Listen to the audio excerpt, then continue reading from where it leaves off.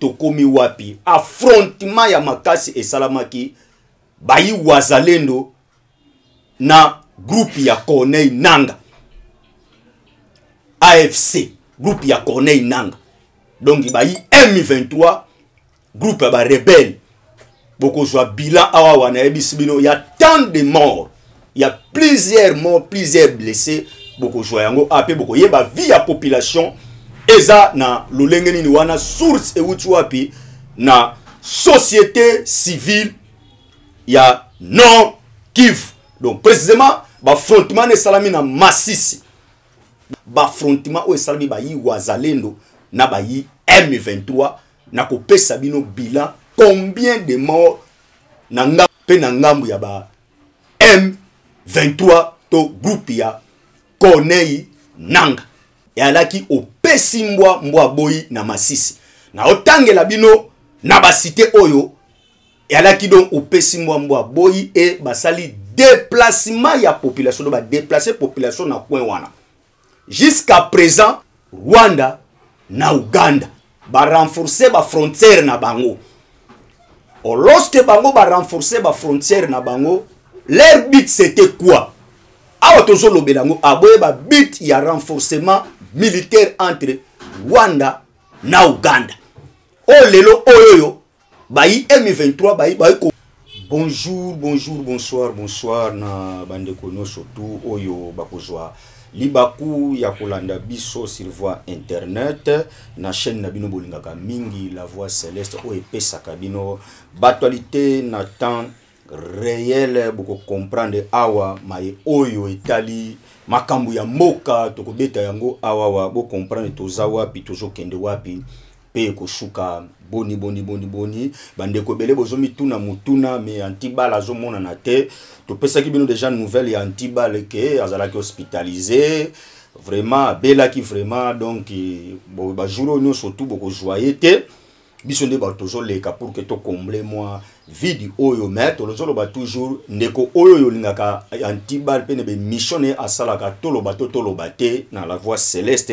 En tout cas vraiment so okolanda émission oyo ce qui peut tindi contribution na yo parce que aza toujours kaka shuki azo kendaka toujours hôpital kolandela ba scanner tout consort donc so qui otindi vraiment contribution non antibal oyo linga mingi e kozala malamu mingi lelo awa toko beta masolo ya mboka bo comprendre toza wapi tozo kende wapi pe e koshuka boni na lobi toujours boss abonner massivement na chaîne nabino la voix céleste oyo et pesa kabino actualité ala yini bo comprendre mai ozo le kanakati ya République démocratique Congo pe libanda ya mboka na moni pe na Asie na Océanie na Afrique mobimba en tout cas vraiment TV moko ba yikesi ba tondi déjà balobi awa la réserve akomema biso na ngambo nini lelo awa tokolobela kaka point moko à l'ordre du jour.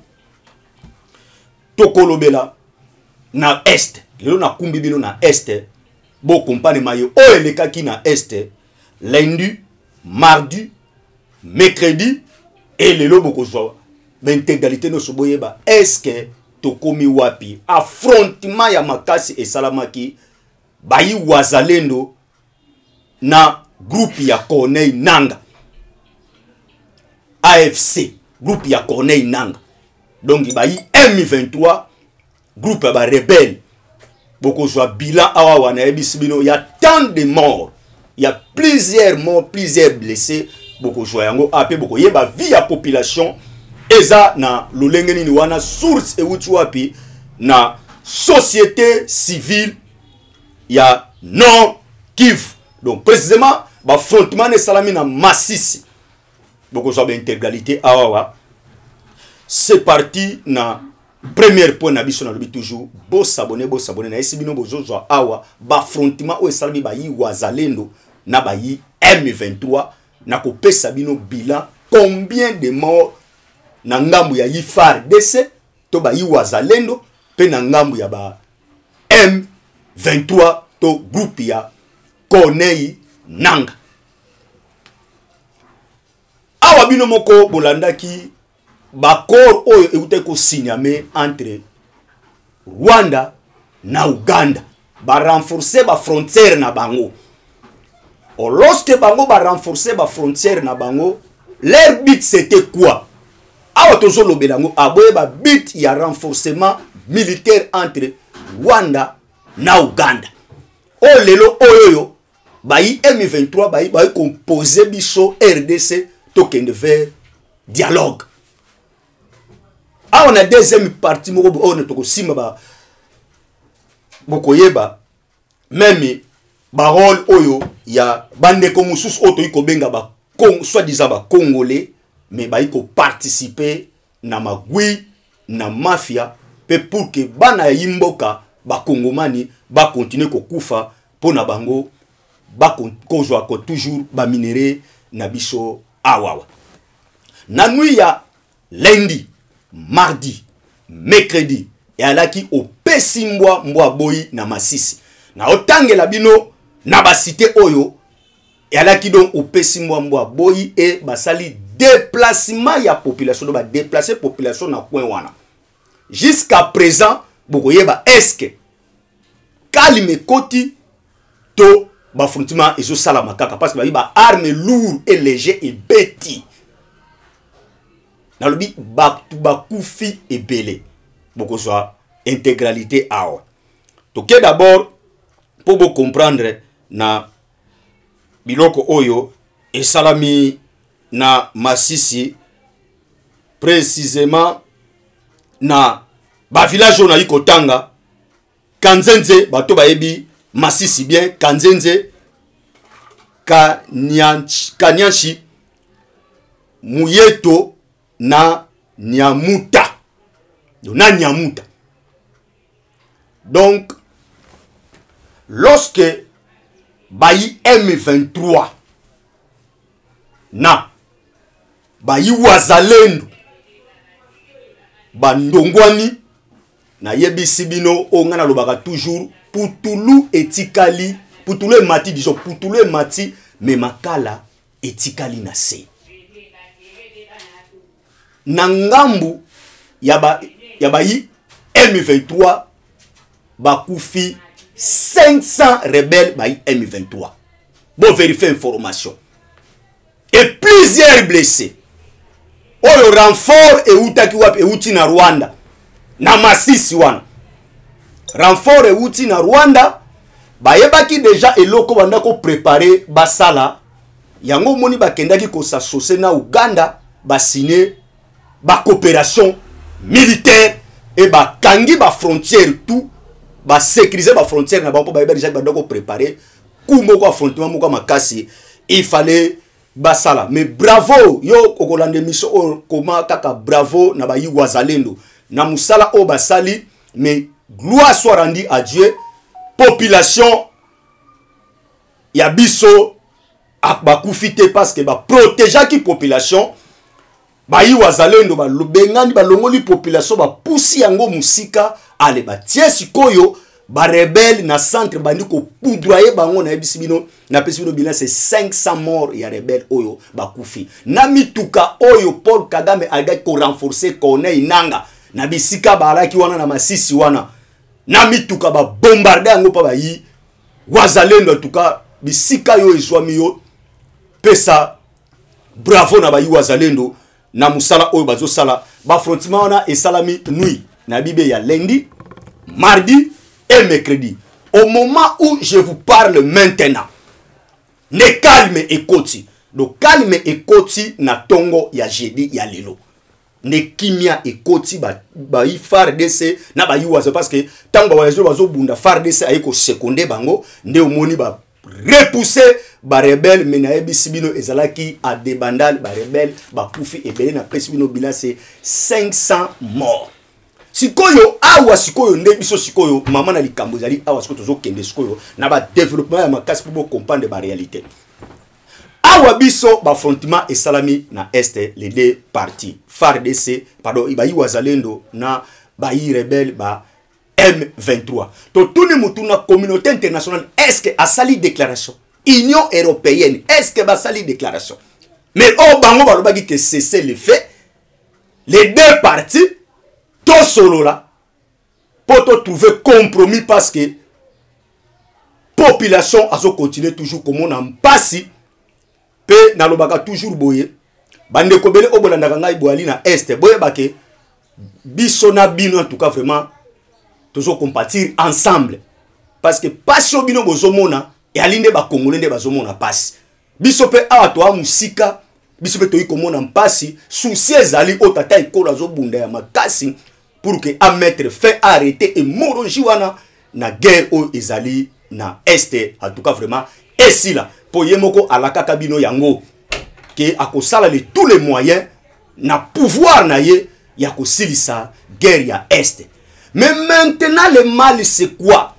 Baye o baza ba partenaire na biso privilégié lokola les États-Unis d'Amérique bango bakangi munoko bazalika ko condamner na maloba boy. Mais en réalité ce sont eux communauté internationale na Union européenne de bazo renforcer ba rebelle pour na kosala shit na ba na RDC.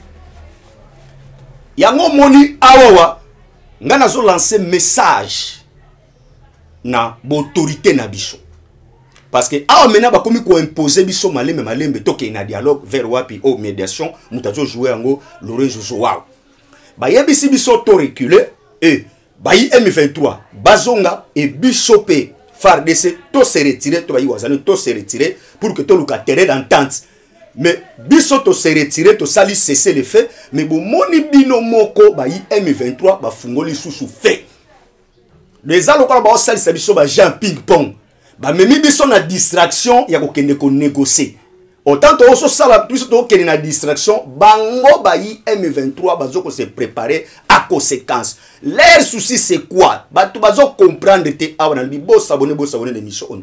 Leur souci c'est quoi? De prendre Kisangani et de prendre Goma. Pour ça bazuka ka ba kwe wana no somi balé wana directement ba ko imposer biso dialogue par force. Na bibe ba ko imposer biso dialogue par force. Maintenant on pose la question. Ba kongomani o bazo kufa na est. Ba ali bibolete ba iba diamate. Pour ce qu'on tali degré, il y a des Congolais qui sont na est. En tout cas, oyo biso nyo surtout. Ou bien ils ont les missions oyo peut-être bino ozana poto ozo s'occuper na makamuno tout mais biso awa tozola la pongité en tout cas tozola la pongité.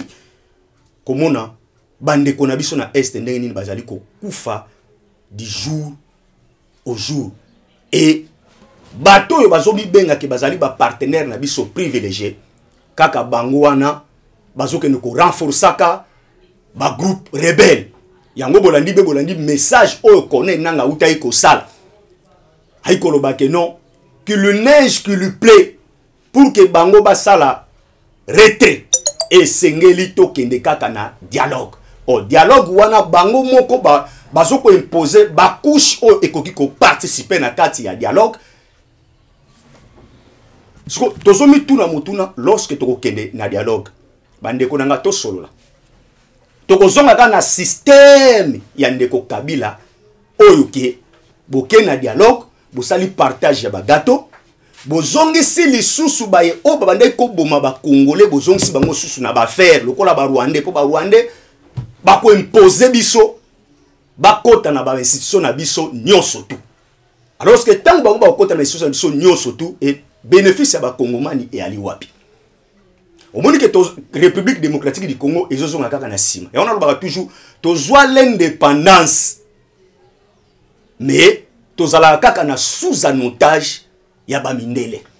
Nyo surtout oyo ezalika mindele ne ba derrière ya batiweri oyo ya est pona nini ba bénéfice na bango. Oh Congo e boyi mboka moko te ba ya ko coopérer na matière etali ba minéré ngana lobaka toujours boye bisote ba congolais to lobisaki na nzambe sala biso ba congolais to tia richesse nyoso tout na kati ya Congo et ali bisote et ali nzambe yemoko mutaligaki ko tia richesse ona Congo mais ba richesse na biso yango nande ezolukela biso ba problème sikoyo awa lorsque bayi M23 ba koti na Masisi d'abord babandaki déjà ba misu ko violer ba maman na ba jeune fille no moni wapi ba yi wazale le temps ba comprendre ba yoki makelele ba cri na kati ya zama nde tango ba ye ba meki ko récupérer mon nombre o yaki liboso lo liboso yaki wana ba cercle bango ba récupérer bango ba poudroyer bango yango moni ba mort yaki belé mais gloire sora ndi adie biso awawa en tout cas vraiment kimia ekoto mais to banda ko zela communauté internationale ba sala déclaration ba sali déclaration mon côté to zeli union européenne ba sala déclaration ba sali déclaration te de place to ko comprendre que ba je oyo to théâtre no sezo le kanakatu ya este ce sont des ba commentateurs donc Rwanda wana aneka ka motindami aneka lokwa ma pousse moko boye mais ba mama na likambo ezali toujours communauté internationale et union européenne mais gloire soit rendue à Dieu ezali nouvelle ya bien oyo en tout cas ministre na biso ya défense musala zo sala oyo lelo oyo bake bazo ba déjà ko poser déjà ba base oyo ya Chine na Goma na ba kwenyo surtout oyo ezali touché en tout cas vraiment merci même na gouvernement chinoise na acte oyo ba poser oyo ba sali ko arrêter hémorragie na katu ya este ba tchétché ba base na bango par-ci par-là siko awa tozo leka siko so kebité to ko kota ti Rwanda na ndenga masekité parce que awa biso to memeli bango na système que non to sala cesser les faits binongo sala de très beau zonga comme ça to vanda autour de table to solo là mais bango balingi te balingi ko anticiper comme ma biso kaka par force biso to continuer toujours kokufa. Botala bino moko au moment où je vous parle Congolais abanda kokufa bila o exact ko bata ba 21 000 personnes disparues o bakufi. Siko banga songi sabiso na système ni nazo ba toujours système ya kala. Donc mundele aboyi RDC ezala na indépendance nango mundele aboyi. Na ndenge pe tata ekolo ndenge zo kumbela makambo. Mundela boyi do baboyi congolais azala na monopole to na centre ya ba richesse na bango moko baboyi mundela boyi mundela bolinga bongo te po yebi ke soki kongola komo contrôler ba bien na bango moko une crise kokota na Europe do ba mboka tu na crise kokota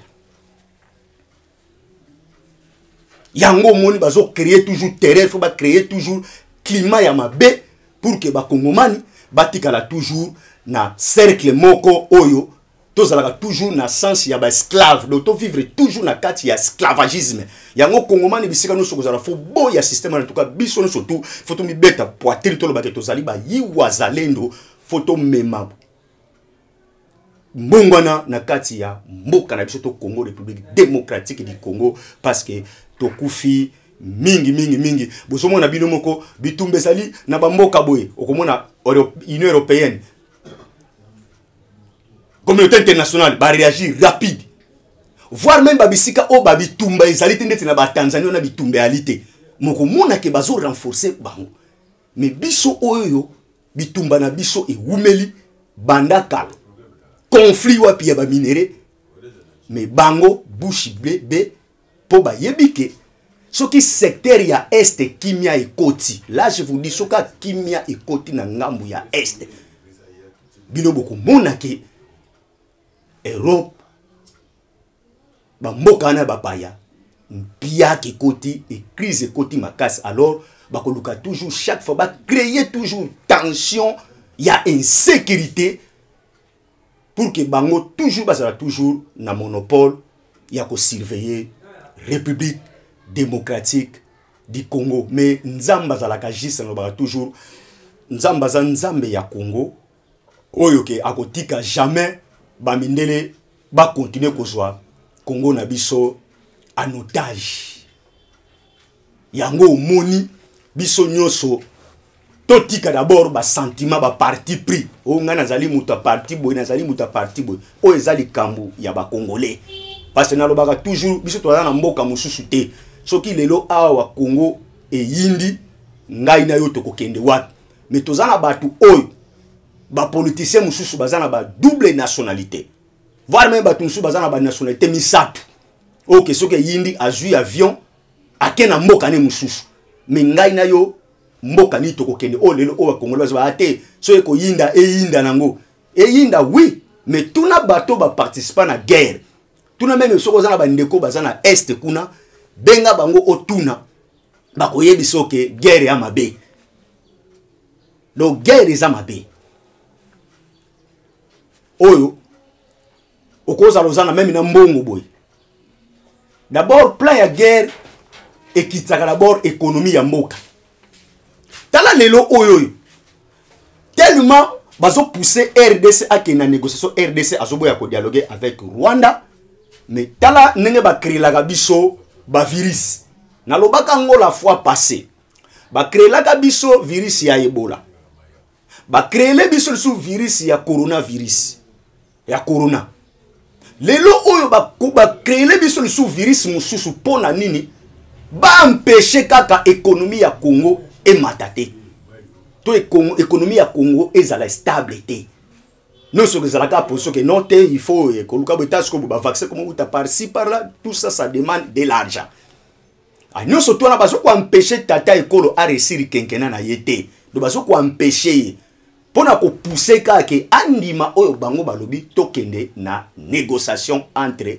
Rwanda na biso o tata ekolo alobi a ko négocier ata mukolo moko te na ba M23 donc biso no sope ba congolais tozali même langage tozo parler même langage na mokonzi mboka to ko négocier jamais na batu oyo ba banda ko boma ba congolais et kino lelo baso continuer toujours ko boma ba congolais biso pe to ko répondre bango kaka na ba acte o ba poser parce que soki lokola bango biloko ba phase o bazo kumbela biso bango courant ke biso tozali basi biso toko zonga sima toko lemba tobi bon ça va tokeni na table ya négociation wana bango bimba ta makasi non biso toko lakisa bango ke RDC ezali eloko ya makasi sito biloko o ewuti Russie o ewuti Chine lelo o Chine apesi biso lisusu ba drone ya vitesse ya makaba drone de sopiko de surveillance ya vitesse ya makasi o eza na vitesse ya ba 5 à 10 km oye wuti Chine et ba technologie moderne technologie ya sika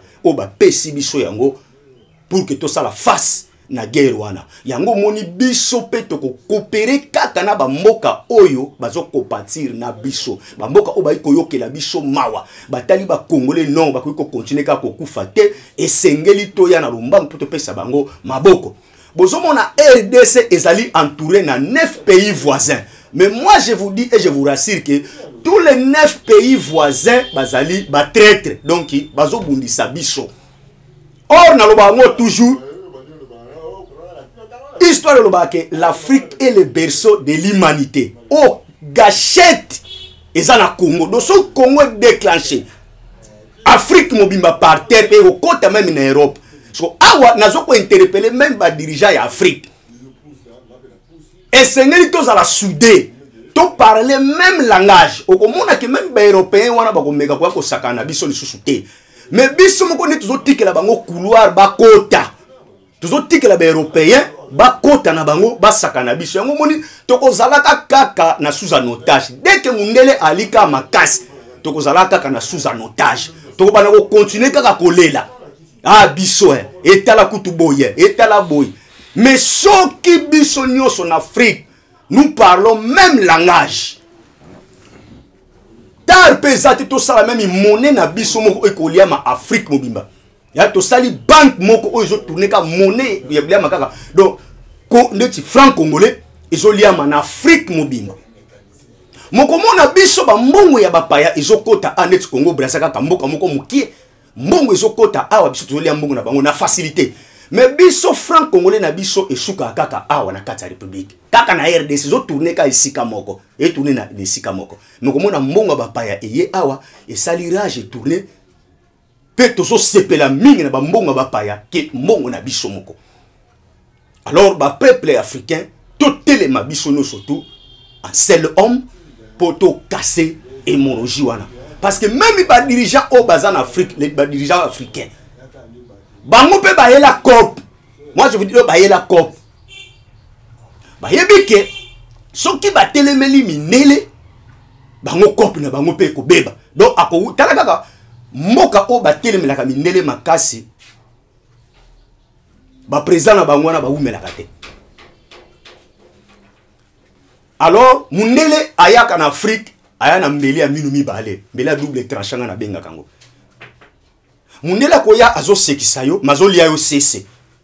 Donc awa zolo ba langage mususu koto pe azolo belelo langage mususu. Alors ngana ko sepela mingi soki ba pays ya Afrique toza bomoko po mundele azo lingate ba pays africain biso no tozala au même langage, to parler même langage. Pas dire que si tu parles quand même langage, bango, bien que côté. Alors mon faut bango créer toujours ba désordre. No moni wapi awa watata ekolo fachi beto alget ko la musa ba président africain na peuple africain que totele mapoto bima na kati ya sous en otage. Parce que mundele azubi sope en otage to comme esclave pendant tant moulaï. Mundela utiliser biso trop pe a utiliser biso so utiliser pe na biloko na biso et sengeli skoyo conscience ya ba africain ezonga enfin que biso moko tozala ba bénéficiaire ya ba œuvre na biso. Donc richesse na biso ezala première priorité pour ba congolais net RDC priorité pour na ba congolais. Mais Lelo awa, ce n'est pas le cas. Lelo au monde même opposant au yabiso awa. Congo est allé toucher, est allé agresser par-ci par-là. Mais aux homona, même ibande qu'on a biso au bali ba congolais. Bango pe bali na kati ya kote ka image ya mboka na ndenge ya mabe. Au moment où je vous parle, dialogue est allé mabete na mboka parce que même na ndaku, ce qui dialogue est allé te makamupe tambola kandenge esengelité. Il faut dialogue ezala to solo la to yeba place nini fa ezali place bube. Mais dialogue ekoki ko zala te na ndenge oyo ba soi-disant ba opposant bazo lingela ba kumbela biso. Domoni tomoni awa fayula wuti libanda ya mboka États-Unis aye awa population eyambiye bolandi discours na ye aso senga cohésion nationale. Mais na kati ya cohésion nationale mama na boreza na sewana. Donc azo parler binoka ke siko yonde ayoki souci ke ba congolais bazo kufa mingi ba kufi mingi na est. Donc kaka do ba congolais banda kufa bandaka. Mais aye koyoka souci kaka siko to yebite na États-Unis oya kei ba rassurer nini oye pesier courage ya kozonga na moka asengi dialogue. Pe dialogue wana bango bazo senga yoka angle bazo kumbango. Il faut ezala na ba prêtre catholique. Ba prêtre catholique pe ba ikolo bake ba iko senga dialogue te pona bazwa gâteau.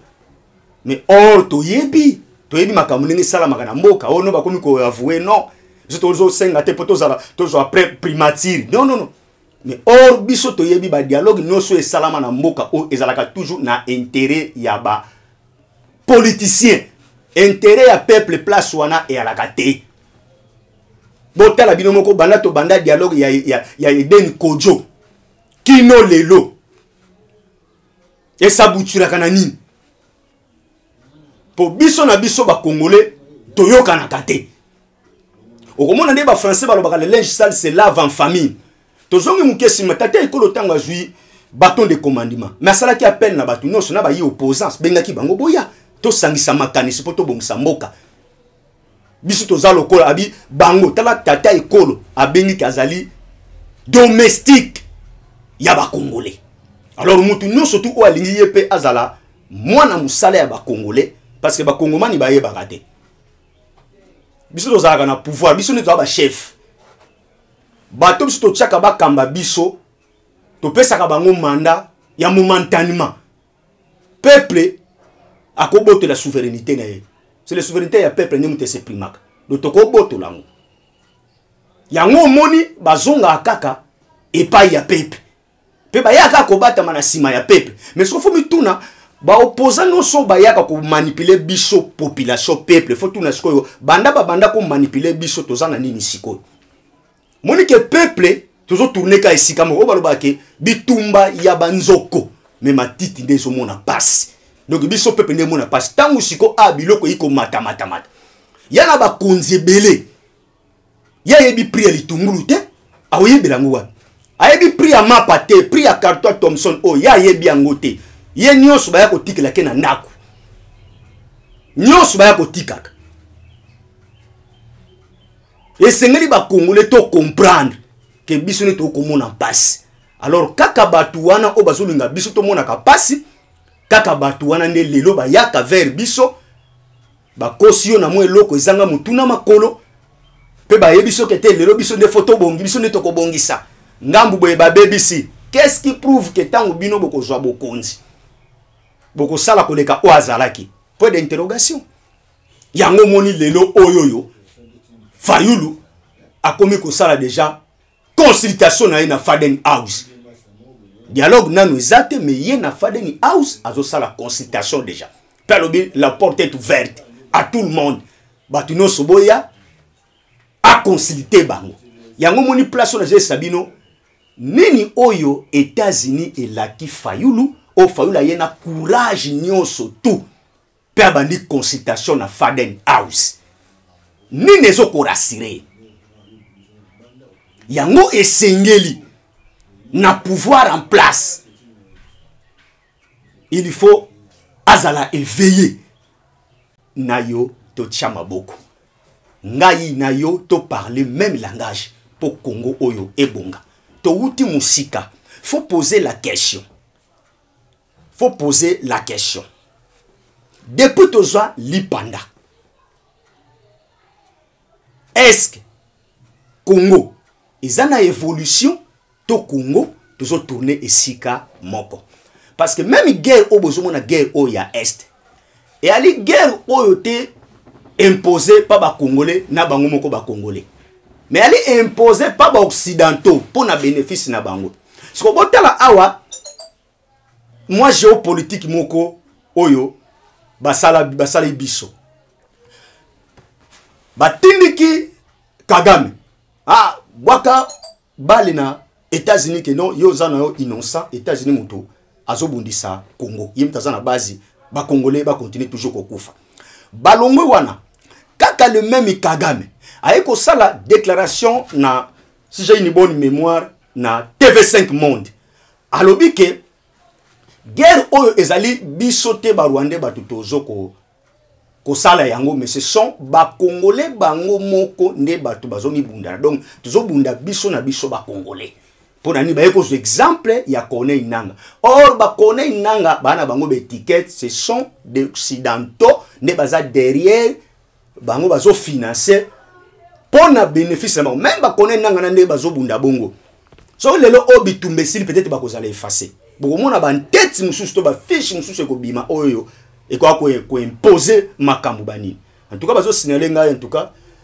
TV ezali ngonga to komina suka ya émission na biso na ko sepela mingi na bandeko oyo bo continuer kolanda biso na lobaki toujours ne bandeli pe na zo zongela yango pona ko rappeler bino ba titre na biso après pour bandeko peut-être balandi biso na retard na lobeke na lobeli makambu mingi o Italie est du pays o na masisi oyo ba yi wazalendo na ba FARDC na paro ba yi wazalendo na ba yi M23 bazo ndongo wana kuna o na pesa bino bilan c'est 500 morts na ngambu ya ba yi M23 pe na lobeli ndenge ni Fayulu ali koluka kwazo consulter batu na Faden House nous surtout wana par rapport ya ba voyage na utaki nango États-Unis to yebite soki ba garantie nini ba PCA pe na beti masolo na ndenge nini occidentaux bazolinga toujours ko manipuler biso zaka toujours na sous-anoto za toujours ba esclave pe na beti ndenge nini ba tie ba base ya ba Chine ba tie ba base na bango na ba coin no surtout oyo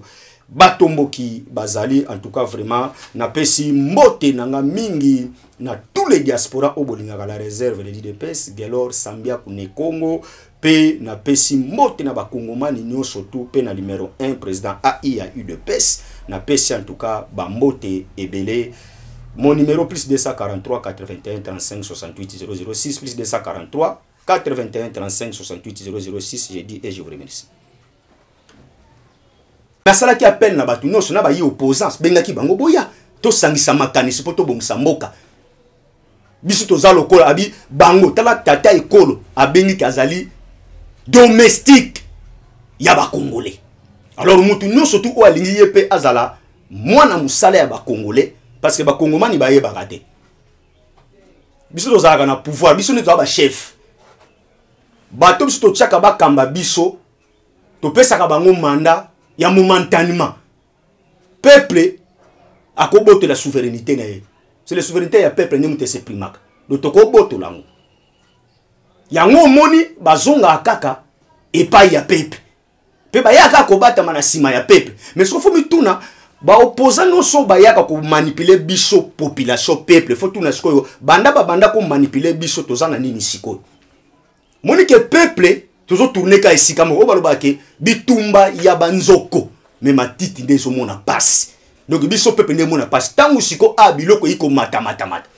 Yana ba konzebele. Ya yebi pri litungulu te aoyebela ngwa. Ayebi pri ya mapa te, pri ya Carter Thompson o ya yebi yango te. Ye nyonso ba ya kotikela ke na ndako. Nyonso ba ya kotikaka. Et sengeli ba congolais to comprendre que biso ne to komona passe.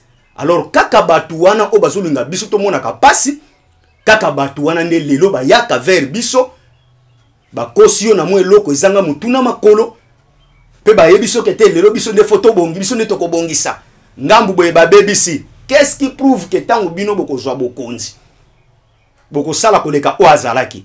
Point d'interrogation. Yango moni lelo oyoyo Fayulu a commis ko sala déjà consultation na Faden House. Dialogue nanu ezate mais ye na Faden House azo sala consultation déjà. Pelobi la porte est ouverte à tout le monde. Batuno soboya a consulter bango. Yango moni place na Sabino nini oyo États-Unis et laki Fayulu o Fayulu yena courage nyonso tout. Per bandi consultation na Faden House. Nini ezo ko rassurer. Yango esengeli na pouvoir en place.